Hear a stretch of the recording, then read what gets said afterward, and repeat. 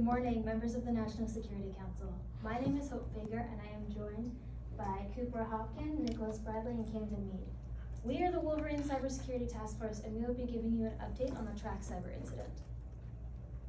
The bottom line up front is that a compromise in Trax software used by the Mexican National Guard to facilitate border security coordination and the recruitment of U.S. citizens by La Hermandad cartel for trafficking efforts, combined with the leak of sensitive information, has resulted in public outcry and hate crimes across the southwestern United States. This requires investigation into these cartels, the mitigation of trafficking, and public communication and collaboration with social media platforms in order to address correctly. There has been an 80% increase in the amount of fentanyl smuggled across the southern border, resulting in a massive uptick of drug seizures by law enforcement and overdose deaths across the country. This is mostly the result of operations of La Hermandad cartel, which has been using confidential information in Trax and U.S. citizens in order to traffic contraband across the southern border. The leader of this cartel, Claudia Cruz Rivera, has been arrested and is awaiting trial in New York. A number of U.S. teenagers participating in this trafficking were arrested, and an anonymous source, supposedly from an FBI field office, released to the press that their phones had been infected by NICS spyware, which was developed by Greek company Providence. At this time, we are unaware of who is using NICS, how it got on these teenagers' phones, or for what purpose. Another classified FBI document was leaked to the Discord messaging app, revealing that the FBI had been in talks with Providence to purchase NICS. Several other blogs and news sources have also identified the dark web advertisement used by La Hermandad cartel to gain access to Trax in the first place. And as a result, both that advertisement and the compromise of Trax have been publicized. All of this has contributed to public outrage over this crisis, particularly over the way that it is being handled. Violence against migrant and Latin American communities in Texas and Arizona, specifically in El Paso, have included threats, vandalism, and assault, and have been labeled by local law enforcement as hate crimes. Local and federal governmental representatives have requested additional assistance in addressing these issues. In order to curtail this situation, it is imperative that we address public concerns and provide support to communities in need of assistance. We've identified several potential, but generally unacceptable escalations to this situation. First is the nefarious utilization of the NICS spyware by La Hermandad or other malicious actors. Next is cartel violence in response to the Claudia Cruz Rivera trial. Cartels are notorious for being insular and protective of their members, and the likelihood of retaliatory action in response to this trial is very likely. We may also see increased cartel recruitment and activity. Even though the cartel recruitment has been identified and exposed, these recruitments will likely not stop until they are forced to do so. We may also see the trafficking of high-risk contraband and weapons, contraband such as weapons or dangerous individuals. And we've already seen increased violence perpetrated against migrant communities and Latin American communities. But this could escalate, including but not limited to the formation of unauthorized civilian militias. We have identified several responses that we believe should be prioritized. First is the investigation of transborder operations of La Hermandad cartel, the use of NICS on U.S. citizens, and the existence of internal threats. Second is the mitigation of the impacts of organized crime and civil unrest. And lastly, communicating with the public and working with social media platforms to disrupt misinformation and cartel propaganda. My associates, Nicholas and Camden, will address these responses in further detail. In order to best respond to these response priorities, we recommend a series of policy options. Each of these options corresponds to one of the three response priorities. I'll be discussing the investigation section. For this, we recommend continuing to utilize the task force which we have previously established earlier in this situation. This task force is charged with investigating primarily the La Hermanidad cartel and their activity within the United States. And it is composed of various intelligence, community, and law enforcement members, and is led by the FBI. We recommend that this task force identify US citizens who are currently involved with this cartel, the initial access broker, which enabled the cartel to gain access to TRACS data, the social media accounts that are involved with the recruitment of US persons, and to conduct a forensics digital investigation on devices we have seized that are affiliated with the cartel. We recommend that CISA coordinates with the original developers of TRACS, as well as potentially with third-party private firms. This could include Mandiant or CrowdStrike, to identify any potential vulnerabilities within the TRACS system. We recommend that the FBI Office of Personal Responsibility identify any potential insider threats. And we also recommend that the FBI coordinates with the DNI in order to determine if NICS is being used, if it is compliant with US laws and regulations. Now we have two contingencies here. The first contingency deals if we discover that the United States government is not actively using NICS on US persons. In this case, we want to prioritize focusing on investigating what actors could be using NICS. This includes utilizing the Department of State to work with Providence to obtain source code of NICS, to use CISA and FEMA to send a digital investigations team to the Mexican National Guard, and to create a task force to investigate unknown actors that may be involved with NICS and their potential motivations for using NICS. The second contingency is if it is found that the United States government has been using NICS on US persons. In this case, we would advise that the Inspector General of the intelligence community conduct an internal investigation to determine whether or not abuse has occurred. Moving on to our second response priority, mitigate the impacts of organized crime and increased trafficking. Our first recommendation is have the President work with local governors of states impacted by increased trafficking to declare states of emergency as deemed necessary and deploy the National Guard under Title 32. This would provide Customs and Border Patrol with enhanced surveillance capabilities and also protect vulnerable migrant communities under attack. We also recommend that the DOJ work with local law enforcement and prosecutors and assist in the prosecution of violent crimes against migrant communities and assist where it is needed. We also recommend that CISA, FEMA, and the Southwest Border Communications Working Group offer Mexico the use of an alternative communications platform while TRACS is compromised. This program already exists, it's ready to be deployed, we recommend using it. We also recommend that the President issue an internal classified memo suspending the use of NICS immediately for the foreseeable future. We also recommend the Office of Foreign Assets Control to sanction La Hermanidad cartel as a transnational criminal organization, which would allow the United States to not only seize cartel assets, but also the assets of any companies supporting them. Finally, we recommend the Secretary of the Department of Health and Human Services declare fentanyl as a public health emergency under US Code 42 and deploy the US Public Health Service Commission Court. Moving on to our final priority, communicate.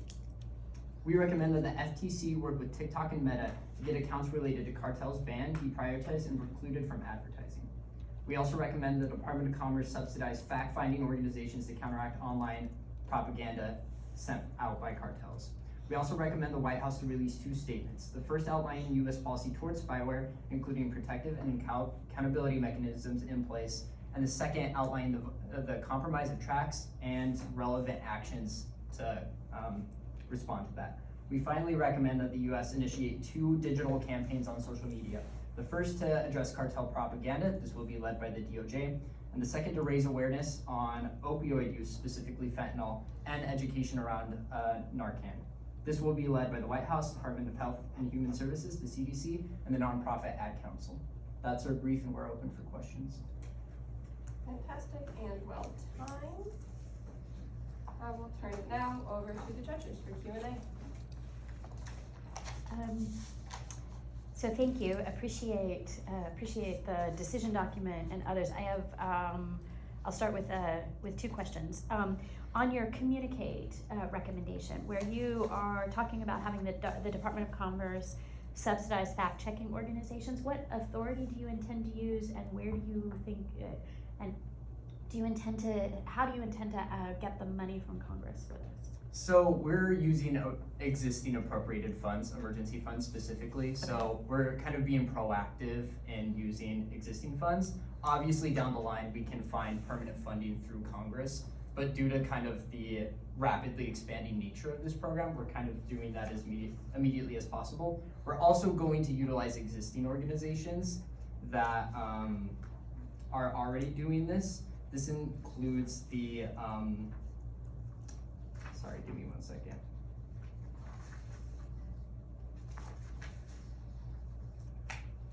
The International Committee for Human Rights Privacy and the, sorry, let me look for that for you. And the International Fact Checking Network. It's important to note that while these organizations already exist, this would be a new program for the Department of Commerce.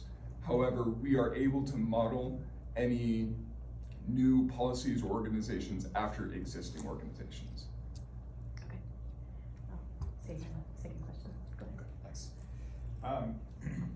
In the sort of investigate course of action, you are going to task in contingency 1 the Department of State to work with Providence and Greek authorities to obtain NICS source code. What is that going to do exactly? What are you going to do with it? And is that going to be on the basis of a voluntary sharing, or are you going to use some authority to compel them to reveal the source code? Yes, thank you for the question. So we want to start off with a more voluntary collaboration approach. So this would look like the Department of State contacting officials and then basically just requesting the source code. If not, we could go to the Greek government directly and then try to collaborate with them. And we could, at the very end, potentially do some kind of sanctions on this company, on Providence, if they don't comply. But that is further escalation. And to answer the first part of your question, in terms of what we would gain from the source code, we'd be able to basically identify better indicators of compromise, which we can then use to help assist the Mexican National Guard, as well as our allies, in identifying if they have been compromised by NICS, as well as ways we could potentially even co-opt NICS for our own intelligence purposes if that's necessary. It's also important to note that this has been done before. Pretty recently, there was a court decision issued granting Meta, the social media company, access to Pegasus source code in order to allow them to better control the distribution of that spyware on their platforms. So this is a very similar operation. Within your communicate course of actions, your recommendation that the FTC work with social media companies, I'm wondering what the implications are of that recommendation, specifically in terms of how the administration works with social media companies on content moderation. We are very aware that this is pushing First Amendment protections very closely, and that's why we want social media companies to voluntarily do this, because they already are. In some ways, within their terms of service, they already ban this activity on their sites. So we don't feel like the federal government needs to go to Meta or TikTok and say, hey, you can't allow this on your platform, because they already do. We just want to provide resources and assist them wherever they need to be, because chances are they already have initiatives to do this. We just feel like it's a resource problem rather than an executive oversight problem. I was kind of curious. I was trying to understand who do we know is using NICS right now? That's part of the problem, is it is currently unclear. That's why we have two contingencies in our investigate section. It is possible but unlikely that this is an insider threat, that somebody within the US government, within the intelligence community, is improperly using NICS, which is why we use Executive Order 14093, because if they are using a commercial spyware, they would have to report that to the DNI. Fortunately, that is probably not the issue. In reality, it is likely an external actor. And if this is the case, we can start to conduct investigations into who is using the software. And we could send, as we stated, CISA and FEMA to conduct forensic investigation into the devices that are infected to try to determine any indicators of compromise that would tell us who is using this software.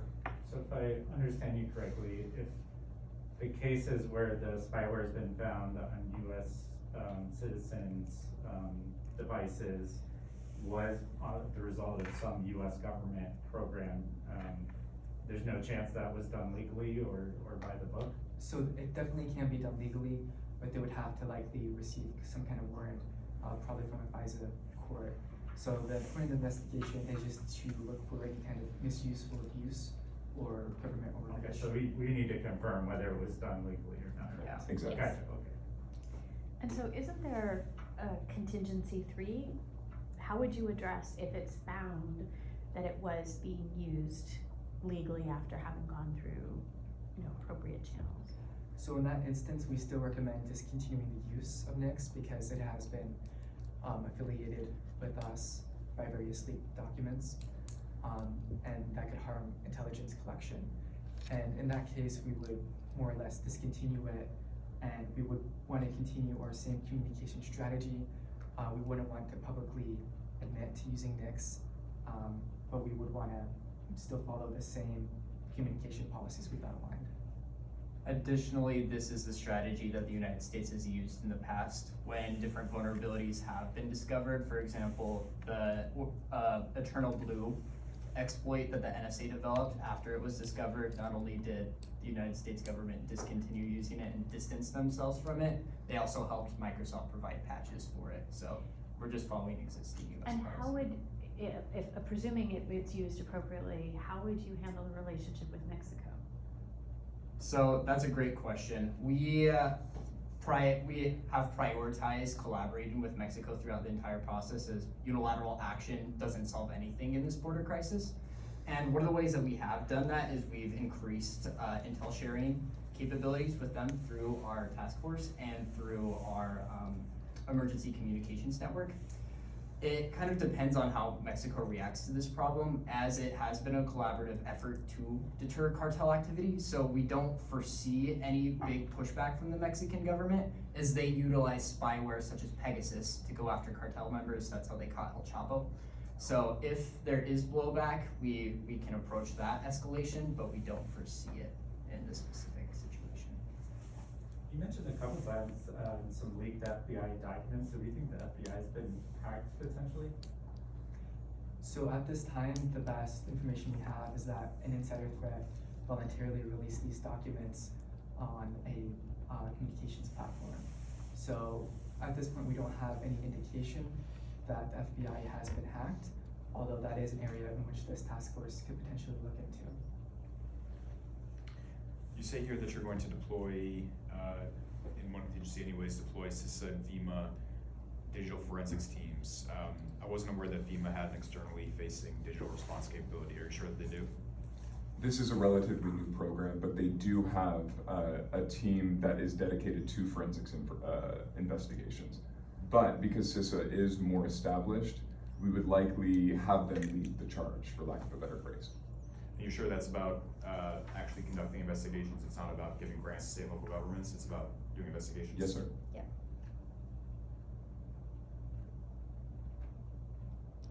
I have one last question. So you have asked the White House to release 2 statements on this topic. Is there a reason, justify why it needs to be the White House and why this shouldn't be one of the cabinet secretaries?